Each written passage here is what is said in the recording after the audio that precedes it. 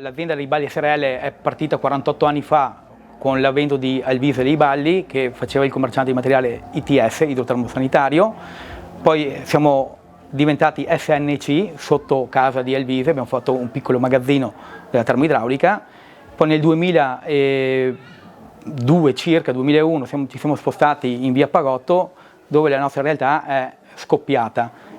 Io sono arrivato nel 2003 a lavorare da Balli SRL e da lì eravamo in 7-10 dipendenti e siamo cresciuti talmente tanto che quest'anno, nel 2024, abbiamo dovuto spostarci nella sede nuova dove siamo adesso, perché non ci stavamo più dentro.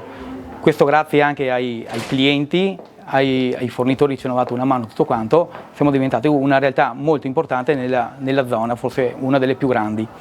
Balli SRL è una realtà importante sulla nostra zona, anche grazie al gruppo di acquisto dove facciamo parte, che è gruppo triveneto.com, che attualmente si chiama gruppo 3V, che è un gruppo importantissimo ITS, che non fa più parte soltanto del Triveneto, ma si è allargato talmente tanto che fa parte, prende tutta l'Italia praticamente, isole, Sardegna, Sicilia e anche il nord Italia.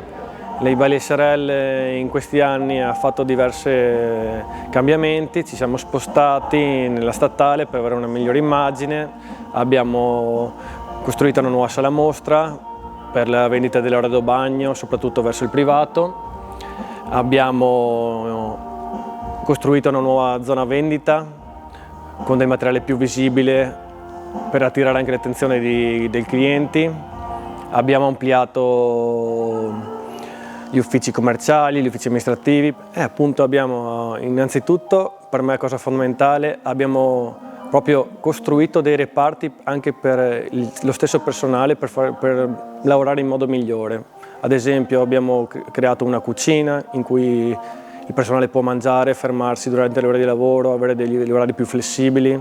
Abbiamo creato una sala svago, giochi, in cui il personale può comunque riposarsi e svagarsi in altro modo. Abbiamo creato per i clienti invece uno spazio più visivo, più comunicante anche di prodotti che vendiamo direttamente, senza avere il solito banco e il magazzino dietro, ma abbiamo anche una parte di magazzino visibile ai clienti. Inoltre tutto questo è stato fatto comunque abbiamo acquisito una superficie di 16.000 metri quadri anche per i nuovi investimenti.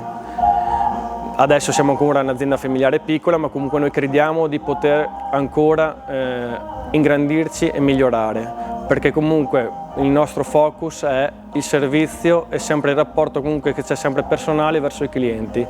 I nostri clienti non sono semplici clienti, ma comunque amici. E tutto questo per noi è quello che può darci una marcia in più rispetto a tutti gli altri.